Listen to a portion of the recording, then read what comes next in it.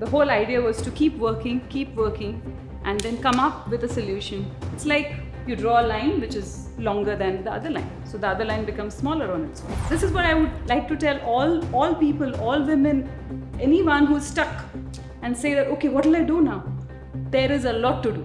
That it doesn't matter where you are from, what you make out of your life, and how you deal with your life, and how you deal with all the impediments that come into your life is what is finally the world is going to see.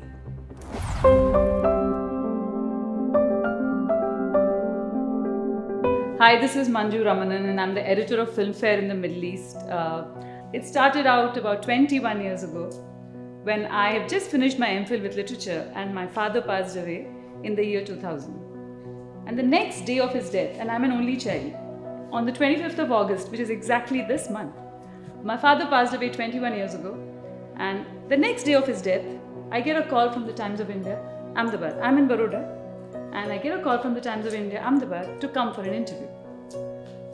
So, they all think it's my father's blessing and I should go to the next city for the interview, and my aunt comes with me because the mourning period is not over. My father's just passed away a day before.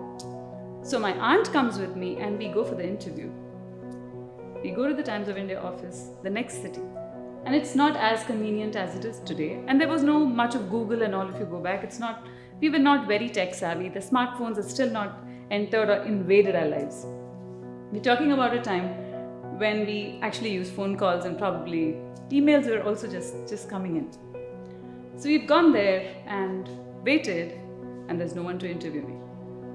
It was a bit awkward, but we just made a few phone calls and found out that the person concerned wasn't there to interview me.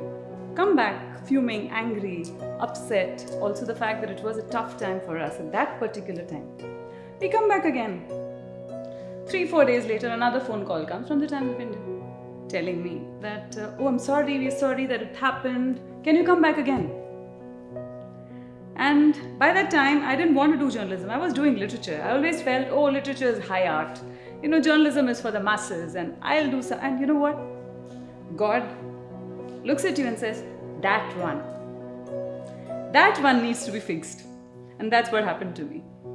And that was a good example of how you are looked after by the universe. So I go back again the second time. This time I go with a friend of mine. Same thing happens. There's no one there to interview me. Believe me, I never wanted to do journalism. Journalism approached me, I should say, by the grace of God. It's complete humility, I'll say that. I've gone back again. The same thing happens. No one's there to interview me. But this time, I'm really angry. I write a letter to the head of that division of the Times of India, a very, very senior journalist who was supposed to interview me. I didn't know how big he was. I wrote a letter telling him how bad I felt and how if he was in my position, how would he have felt if his mother had passed away and his father had passed away and he had to come for an interview. How would he feel? And I wrote a foolscap, and I write longhand. So I wrote 2 foolscap papers, kept it on his table, put a paperweight on it, and decided and thought, and the letter had, I speak clean language, so the language was good, but it was firm. But I wrote there saying that I'll never read the paper again ever in my life. And this is the most unprofessional meeting I ever had in my life because there was no meeting. And I've come back. And I've gone back and told my mother, this is not for me. Because I went twice for an interview which never happened, right? No, the call comes the third time. There's a call again saying that we'd like you to come for the interview. And I tell them no. I came twice, and it's one city to the other city. It's like Abu Dhabi and Dubai, and with slower transport. And then they tell me, if we come to your city, will you come for the interview? And believe me, I am my young, 26, arrogant self, right? So I'll say, okay, whatever, I might want to not go. But the voice of reason is always in your life. That's my mother. She tells me, have you got the job? They're just chasing you, right? First, go for the interview, go for the job, get the job and then tell them I don't want it. That's the right way to do it. So because she's the only person I listen to, I said, okay, I'll do it. And I go there. Believe me, without wanting to go there. I had no intention of even cracking that interview. For me, it was like, okay, because my mother's told me to go, I'll go. I've gone there. Believe me, not even wearing interview clothes, I didn't want to impress anybody because I was going to say no. Again, God at work. Saying that one, wait and see. So I go there. And the man who I have written that letter to is there. I have to face him. The man to whom I've written that 2-page foolscape letter is in front of me.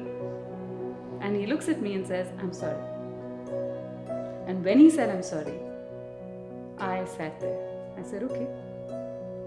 And then the interview happened. Believe me, everything that he was asking me to do, I was finding fault. I was telling him, if he told me that this is what do you think the paper will look like? And I would tell them, there's no art and no culture and there's no music and there's no literature, it's only about films and whatever. And then he said, yes, we want somebody exactly like you. For everything I was saying no to, they were saying yes to. And I'm not saying this as an ego trip. I'm talking to you about this as a lesson in humility.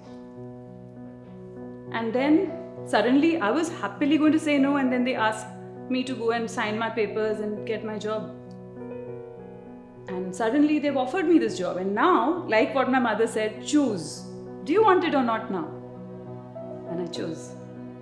I got into journalism without knowing anything about journalism. And it's always good to have an outsider's perspective into a set way of thinking.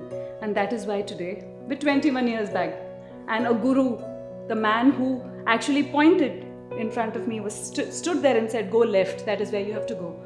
The letter that I wrote became my CV. So you don't know what's happening to the world if you are in a certain situation, but you have to say the truth. I was truthful when I expressed that emotion. I wasn't lying. There was anger, there was angst, but there was an earnestness there, saying that, listen, I came all the way, but you didn't acknowledge me.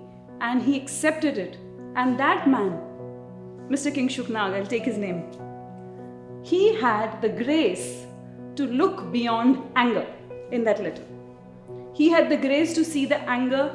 He had the grace to see the fire in a journalist that I didn't see in myself at that point. I just wrote a letter and came. But he had the grace. And today, if a letter like that comes to me, I hope I have the grace to look through it and say, okay, maybe this is a good candidate. Maybe the words are all this, but maybe better. Maybe something is nice about this person. So my career started in the year 2000.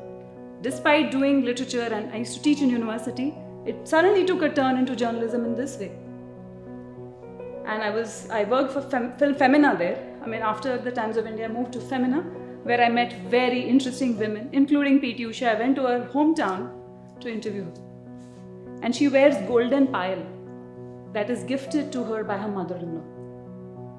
There are many, many, many, many stories of women. I interviewed India's first woman photographer, Homai Vyarawala. She was Nehru's personal photographer and has clicked pictures of India's history and the first and the oath-taking ceremony and everything else that you should. She's one of those wealths that you have. If you see the first Independence Day parade, you will see a woman with short hair in a sari running around with a camera. That is Humayun. I had the honor and the opportunity to meet some truly fabulous women from India, and she was one of them. I met Captain Lakshmi Sehgal, who was with Netaji Subhash Chandra Bose in the Indian National Army. When I went to meet her, I met her sister is Mrinalini Sarabhai, Mallika Sarabhai's mother. So I went to meet her. I thought she's Captain Lakshmi Sehgal, so she could be North Indian. She spoke Tamil. She was also a doctor. She's the filmmaker Shad Ali's grandmother. So when I went to meet her and we went to a cantonment area, this lady who's, elderly, white hair, sari, suddenly clicked her heels together and saluted the man there, asking him about what is happening. And I think it was around the Kargil time, Kargil war time. So those kinds of women that I've met have incredibly left an impression in my life, that it doesn't matter where you are from, what you make out of your life, and how you deal with your life, and how you deal with all the impediments that come into your life is what is finally the world is going to see. And that helped me hone up my own skills. My own respect for women changed, because we are brought up with a certain ethos and we also develop our own ethos. What is the difference we are making as women to our generation if we are going to follow the same cookie cutter pattern is always very important for me. So it's fabulous for me to be on a forum of WEA where we are exploring women of different kinds who have pushed boundaries and have made the world a slightly more better place for other women and men. And more than that, being a good example to their sons, how to be with the women that the sons will be with later in life. That's a very important thing. You're also training your boys to be better husbands, better sons, better brothers, better citizens, better human beings. And with all of this comes Dubai. I came to Dubai 13 years ago, worked with a company for 3 years, did coffee table books on the royal families of the Emirate, and then Filmfare happened to me. It was owned by another company called Saffron Media Works from 2011. In 2017, another thing happened to me. My owners happened to leave the country, leaving us all cold and dry. And suddenly, I used to look after Filmfare and Femina for the Middle East. And suddenly, I didn't have a throne. I didn't have a job. And all my money was gone that I had earned over the years. And that is when, again, Providence. I believe I'm truly, truly blessed, because the will to move on also attracts God's grace towards you. And that happened to me. The magazine shut in 2017 for just 1 year. So it was Deepika Padukone on my cover. It had gone to press and we had to pull it out because the magazine closed. And in that 1 year, I did many things. I wrote a play which was staged recently it's called JLT, just like that. I did the Dubai Women's Run where I got 33 women to run in red cotton handloom saris. Then I also did a couple of events and I earned money, little. Whatever I wanted to do, I could do a lot there. I realized that a throne of a Filmfare doesn't really limit you. As women, we could do a lot of things because we're constantly looking at things and trying to improve stuff. We're enhancing things all the time in our heads, and that happens in our lives as well. And I got a call from Danube, from Mr. Rizwan Sajan, saying that I want to work with you. Okay, I went to meet him. We started talking, and we all know that he's a big Bollywood buff. He said, I want to start a film magazine. I said, okay, I'll do it for you. And we started talking. And then he asked me, can we revive Filmfare again? I said, of course. And because of him, because of his backing, and I had the contacts. The Filmfare team came to Dubai, shook hands with him. And exactly a year later, 2018, January, we were signing the papers in Bombay. And while we were signing the papers, believe me, I'm proud of one thing that I didn't do in that 1 year. And I'm proud of it because I did not write one line about my ex-employers absconding and running away with our money. I didn't want to show my pain to the world. The whole idea was to keep working, and then come up with a solution. It's like you draw a line which is longer than the other line. So the other line becomes smaller on its own. And that happened. That just happened. It's just, again, the universe conspiring and people manifesting for you. People manifesting, saying that, "Arey, tumhare saath bura hua. It didn't work out with you. You know what? Tomorrow will be a better day." And those small words are not small words. They are duas. They are blessings. They are good wishes, and you should accumulate them. Don't just let them be. Even if it's a small wish which tells you, have a good day, there is a lot of goodness in it. Accept it, absorb it, believe it, it'll happen for you. And then, so when we were discussing all of that, I just had to talk to them, to talk to the main office, saying that 20th, so we are sitting in Bombay on the 8th of January, 2018, exactly a year after this happened. And we're talking across, and I said, I want Shah Rukh Khan to announce, because Shah Rukh Khan was going to be hosting the Filmfare Awards that year. And they were discussing it. So I said, I want Mr. Shah Rukh Khan to announce at the Filmfare Awards that Danube and Mr. Rizwan Sajan is going to get Filmfare back again in the Middle East. And that was part of the script. Cut to January 20th. I'm sitting at the Filmfare Awards, the gala ceremony that we all love and we watched. I'm sitting in the front row with my camera fixed. I know Pariniti Chopra's performance ke baad Shah Rukh will come on stage and announce Filmfare is going to be launched in the Middle East. I'm waiting for that moment. It didn't matter who came next to me. They were the biggest of the big stars. But I knew that if that announcement and that magazine comes, all of them will come. And I'm waiting. And I just posted that small video of Shah Rukh announcing. It's one of, I still get goosebumps when I think of it. Saying that Filmfare will be launched by the Middle East by Mr. Rizwan Sajan. And then I just put it up on Facebook and it went viral because nobody thought this dead magazine would come back to life. And thanks to my boss who made this happen, because he's such a big Bollywood buff, that backing was so important for me to propel. There's always wind beneath your wings. And it's so important that the right energies came together at the right time. And after that, the other miracle is, okay, we've done all this. We've come back to India. So come back to the UAE. This is January of 2018. He tells me, Mr. Rizwan tells me, okay, let's do an event in March. Call every star. And if you know, it's not easy to do that. We are sitting in February, first week of February. And the event happened on the 29th of March at Bollywood Parks. And you know who came to launch the magazine? Deepika Padukone herself. The magazine that had gone and was pulled out of press, which did not get printed 1 year ago, the actress who was on that cover herself came to launch the magazine. What better blessing, what better hope can that be? So I believe that if you keep working hard, it's not about me, it's not about one person. It is about your intention. If your intention is correct, if you want to do it at all, with all your heart, all your sweat, blood, sweat, tears, all your energies align, and you want it to happen, you will have people who will help you make it happen. Because they see that intention. The intention is what they see. They do not see anything else. And the magazine is back. We are over 3.5 years old. We are part of it is in Arabic as well.